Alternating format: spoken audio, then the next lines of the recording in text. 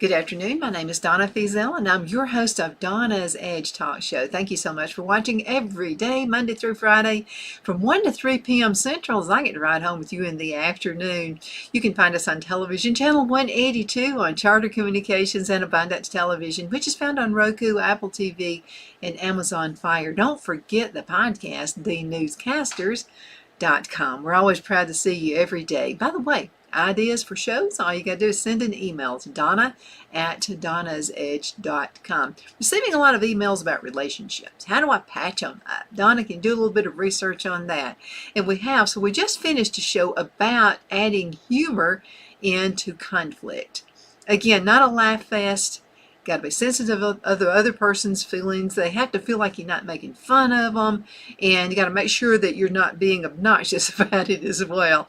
I know we all have to work on that, but sometimes handling the right way in a humorous way sometimes can just be all the help you need.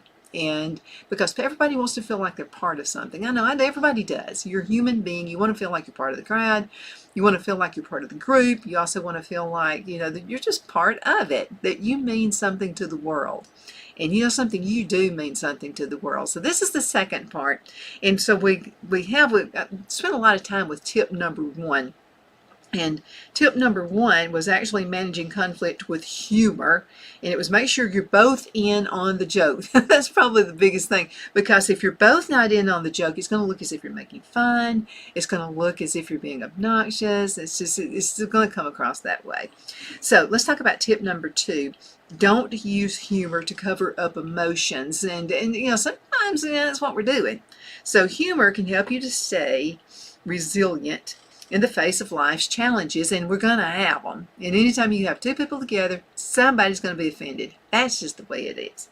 But there are times when humor is not healthy, and it's when it's used to cover up, for avoiding rather than coping with painful emotions. Now, laughter can be a disguise for feelings of hurt, fear, anger, and disappointments that you don't want to feel.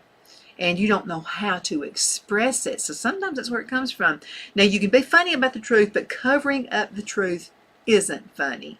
So when you use humor and playfulness as a cover for other emotions, you create confusion and mistrust in your relationships. So the following are examples of misplaced humor. Okay, so let's talk about Mike again. So Mike is a constant jokester. Sounds like a lot of fun to be around to me. But anyway, nothing ever seems to get him down, and he never takes anything seriously. So no matter what happens to him or to anyone else, he makes a joke out of the situation. In reality, Mike is terrified of intimacy and commitment in his relationships and uses humor to avoid uncomfortable feelings and to keep others at arm's length. Now, Sharon is often jealous and possessive with her boyfriend, John. But she has never learned to openly discuss her insecurities and fears. What is she doing? She's letting it all bottle up on the inside. Guess what? One of these days she's going to explode and say stuff she doesn't need to say. Instead, she uses what she thinks is humor to express her feelings. So her jokes, however, usually having a biting, almost hostile edge to them. And John doesn't find them funny at all. Instead of laughing, he often responds with a quiet coldness or a withdrawal. So that's when we have to kind of step out of the situation. So if you're saying something to you is funny, it's like, part of the jokester, part of the deal's going on, but the other person isn't laughing back, that generally means it's not funny at all. So you need to kind of step out of that situation. Okay, now, are you using humor to hide other feelings? So let's talk about these. There's 5 clues that you could be doing that, or that I could be doing that. So is the joke at another person or a group's expense? Does it tear down and divide rather than build up and unite? Sometimes we're watching politicians do this, okay, and we're all taking it another way, really. And so it's almost as if they're making fun, and nobody likes to be made fun of. Nobody. That's not joking. Okay, now, number 2, are you truly trying to share a mutual laugh, or do you have another agenda like getting a criticism in? Putting the other person in their place, do you do that? Proving that you're right and they're wrong. It's not a joke when it's that way either. Okay, number 3.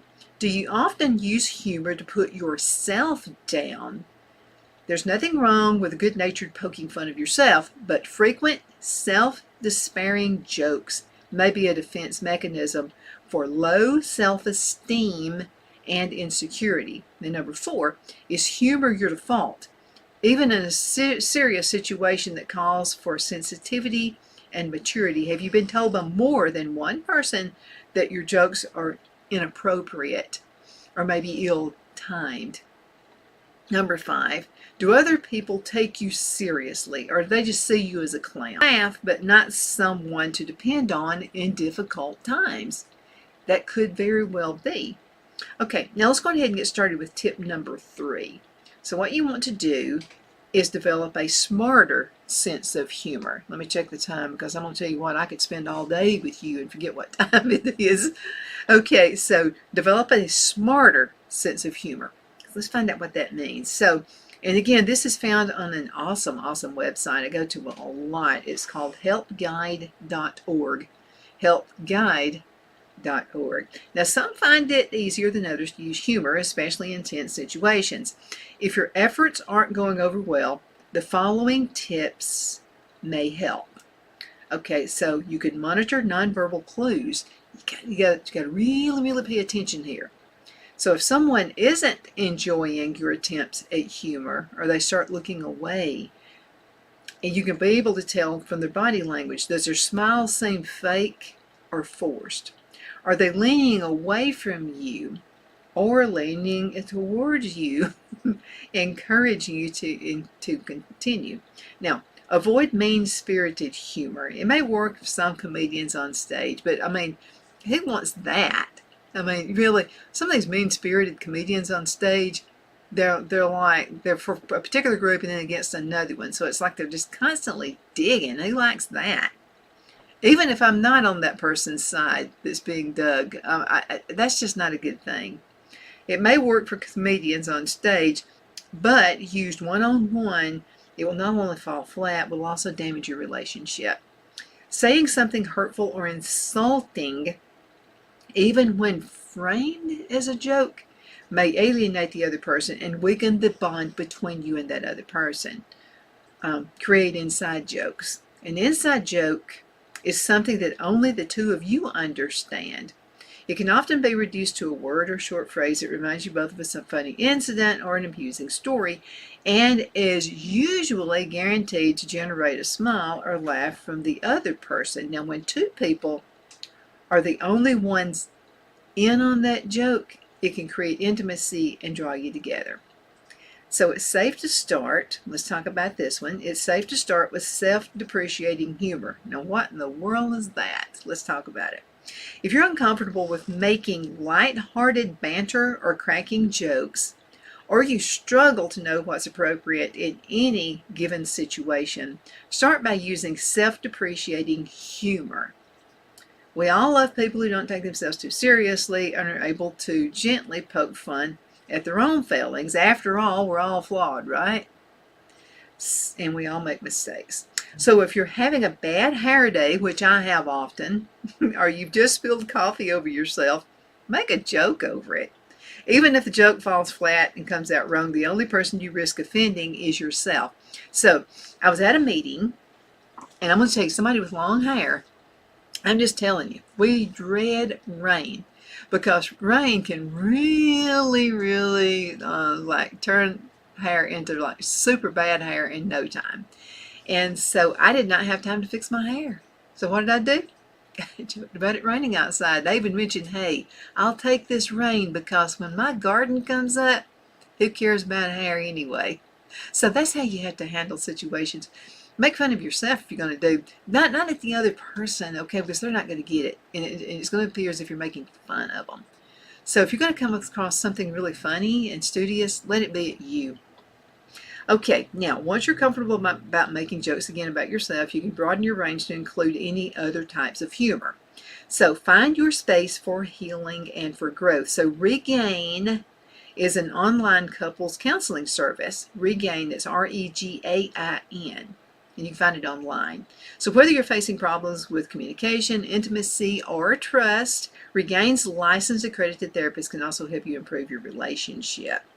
Okay, let's go ahead and start with tip number 4, and then we'll get back from the break. We'll finish it up, but let's just kind of get into it, then we'll explain it when we come back. Do you find it hard to joke around or loosen up? So maybe you don't think you're funny, or maybe you're self-conscious and concerned about how you'll look and sound to other people. So fearing rejection or ridicule when attempting humor is an understandable fear. But it's important to point out that you don't need to be a comedian in order to use humor to manage conflict. So the point isn't to impress or entertain the other person, but simply to lighten the mood and diffuse tension. So don't be afraid to simply goof around and act a little silly like a kid. It can lower the other person's defenses, putting you both in a more positive state of mind that's conducive to smoothing over differences. So reclaiming your inborn playfulness. So it's never too late to develop and embrace your playful, lighthearted side. If you're uncomfortable letting go, just remember that as a baby, you were naturally playful. Everybody thought you were cute, right? You don't worry about the reactions of other people. You can relearn this quality. Okay, so start by identifying the things you enjoy that border on fun or playful. For example, you may like to tell or listen to jokes. You may like to watch funny movies or TV shows. Dance around with cheesy music when you're alone. We all do that. Sing playfully in the shower. Oh, I'm the world's best singer when I'm in the shower. Daydream. Read funny pages, comic strips. Now, after you recognize playful things you already enjoy, you can try to incorporate them into your relationships. It takes a lot of practice, though. The important thing is to find enjoyable activities that loosen you up and help you embrace your playful nature with other people. The more you joke, play, and laugh, the easier it absolutely becomes. Let's go into a commercial break. We'll be right back in just a few minutes. Twin City Used Car Sales has been serving drivers in the Northeast Alabama area for years with a quality selection of late model used cars, SUVs, and pickup trucks. On top of our extensive selection and competitive prices, we offer professional auto financing services for used car buyers of all credit levels. Whether you've just begun your search or you're ready to secure your next vehicle, at Twin City Used Car Sales, you will drive away with the vehicle of your dreams. The sales and finance staff at Twin City Used Car Sales looks forward to serving you, and you can apply for financing online before your visit to our used dealership in Gadsden, Alabama. Check us out on the web at twincityusedcars.com or go by our location at 901 First Avenue, Gadsden, Alabama. We sincerely look forward to serving you.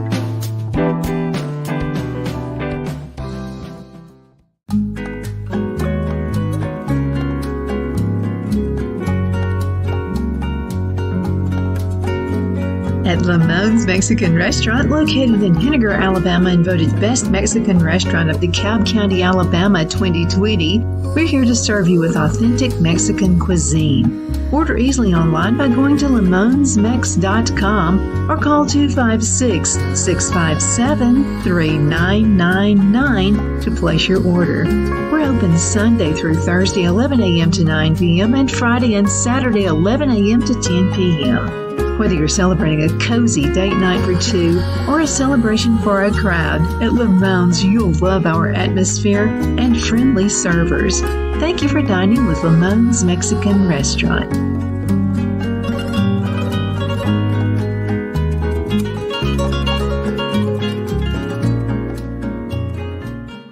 Jeff McCurdy of the McCurdy Law Firm has been a public service of this area for over 10 years. McCurdy, a member of the Henniger City Council, serves as prosecutor for the town of Sylvania and was named public defender for the city of Rainsville. The McCurdy Law Firm is located at 17326 Alabama Highway 75 in Henniger to better represent his Jackson and DeKalb County clients. If you need to be represented by a true public servant with proven success, call Jeff at 256-996-8701 or send a private email to mccurdy.lawfirm@gmail.com. No representation is made that the legal services performed is greater than the legal services performed by other lawyers.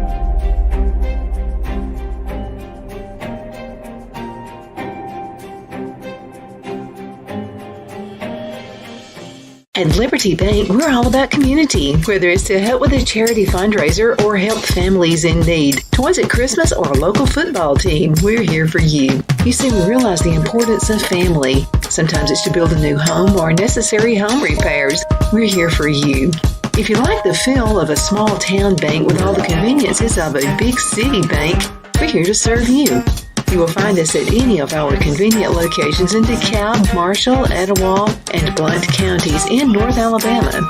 You can call and speak with any of our friendly staff at 256-659-2175 or check us out on the web at libertybankal.com. And thank you for your support of our community. Member FDIC Equal Housing Lender.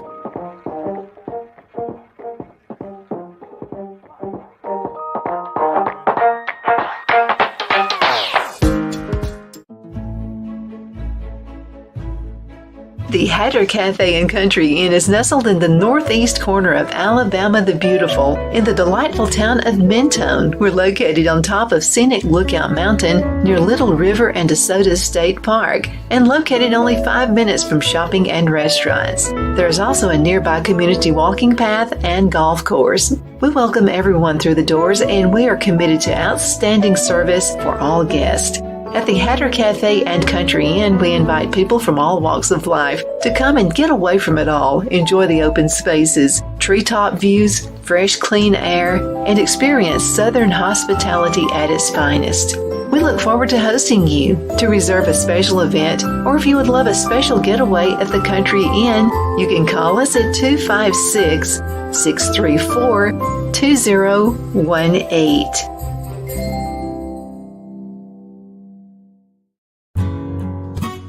The only place I buy my beef is Lone Tree Ranch in Collinsville, Alabama. Their cattle is born and raised on their ranch, grass and grain fed, and you can feel confident when you serve your family and friends because their beef is all natural and no antibiotics or hormones are added. You can buy whole beef or perhaps go in with family or friends and buy half. Their customer service is number one as they take care of the delivery to their local processor and can deliver to your home for a small added fee. They also offer herd replacement heifers. I always call Lone Tree Ranch in Collinsville, Alabama for my beef specialty recipes and cookouts, and you can too.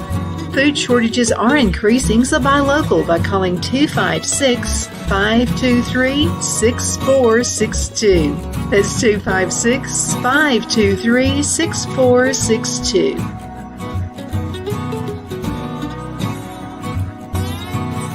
Okay, so we're back from the break. My name is Donna, and I am your host of Donna's Edge Where Truth Matters. We're talking about relationships. We're talking about conflicts, and sometimes putting a little bit of humor in at the right time, at the appropriate time, and where it appears as if you're not making fun of people. I found it's easier to do and make fun of my own self. Believe me, I got plenty of things I can make fun of myself about. So I've just found that kind of puts you into being a human being, especially when you're in front of a group. And like I mentioned, my hair looked horrible. I wish I had brought, before I got into this group and before we had our meeting, I wish I'd had time to have brought my curling iron and fixed my crazy hair. But I didn't. So what did I do? I went ahead and make a joke about it. So that just kind of relieves the tension. I just mainly wanted people to understand my hair didn't always look this bad, but I just wanted to inject that humor in there. And you can do that too. Now, also in this article, and by the way, the website is helpguide.org, helpguide.org. I have a couple more things we're going to talk about before we end this day, before we end this session. But I thought this was really interesting. Practice with the experts. Who are the experts? Well, let's talk about that. Play with animals. Oh man, this is like my life. I love animals. I've even had family say, I think you like your dog better than you like your family. Well, my dog doesn't criticize. My dog actually is playful. My dog loves me whether I have makeup on. My dog loves me whether my hair is fixed. He could care less what I have on. My dog is just him, okay? He's himself. That's why I love animals. So play with babies also and young children. Nothing better. Okay, so the real authorities in human play are children, especially young children. So playing with children you know and trust is a wonderful way to get back in touch with your playful side. You know, sometimes we just get too serious. And I know there are situations you have to be serious, but sometimes you don't have to be all that serious. Now let's get back to the animals. Playing with animals. Okay, you got puppies, you got kittens, you've got other animals. They're both young, they're old, they're eager to play mates, and they're always ready to play. Volunteer to care for pets at a shelter. Go see my friends Doug and Wanda McGee at Second Chance Animal Shelter. If you just want to get away from the rat race and away from your job just for a few minutes, go volunteer. Hang out with animals. I promise you it'll help. Volunteer to care for pets at a shelter or rescue group. Stop and play with a friendly animal in your neighborhood, or consider getting a pet of your own. I'm just telling you, getting a pet of your own, people don't understand what that can do for you. It's good for your blood pressure, and it's a sense of belonging. You got to take care of them. They take care of you too. Okay, now, what about this one? Interact playfully with customer service people. This is a good one right here. So most people in the service industry are social, and you'll find that many are welcome playful banter. Okay? Try your wit out on a friendly cashier, receptionist, waiter, hostess, or a salesperson. As humor and play become an integrated part of your life, you'll begin to find daily opportunities to use your newfound skills to help you maintain relationships and manage conflict. Now, I'm going to say this, okay, and this is about customer service people, a receptionist, and people like that who are part of your world too. Don't take them away from the work, okay? If you see you are at, say, the cell phone company, I don't care what cell phone company you come to, there's always going to be a ton of people back there needing customer help, okay? So if you say they have a long line of customers behind and just going ahead and get your thing taken care of, maybe end it with a joke. Don't make it a Comedy Central. Don't do that, because people don't have time for that. Receptionists are extremely busy answering the phone. Common courtesy. Okay, you're there to see a client, and so your gatekeeper is there, and he or she are going to let you behind to see the person you have the appointment with. Okay, so this is what you have to do. You have to have consideration of them and their job. So if you're in there talking to the person and their phone rings, back off. Let them answer the phone. Okay, you're talking to the person and you're finished with what you've got to talk with, and another customer comes in, go take your seat. Okay, respect their time, because this is what's going to happen next time you come in. They're going to remember this. You're probably going to get top-notch treatment from this point on. And so this is what happened when I was with a cell phone company, and I handled the government and corporate accounts. The hurricane in the 1990s was coming in, and it was really odd to have a hurricane come up to North Alabama. I mean, really odd. And I was living in Anniston at that time, handling one of my accounts. I'd been trying my best to get this account with the hospital, with the regional hospital up in Anniston. Could not get to step one. So Dolores, who was the gatekeeper of the CEO, Alan Fletcher, was a good gatekeeper. I mean, she was absolutely awesome. She would never let me in. So this is what happened. I come in with some bag phones. This is when the bag phones were really, really popular at the time. They were 3-watt phones compared to your handheld, which is only 0.6 of a watt. So I'm fearing that the hurricane, we heard the forecast that it was going to come there. I just wanted to make sure that if the phone lines got wiped out, because we're not, in North Alabama, we're not geared for hurricanes. So I was afraid they would lose communication.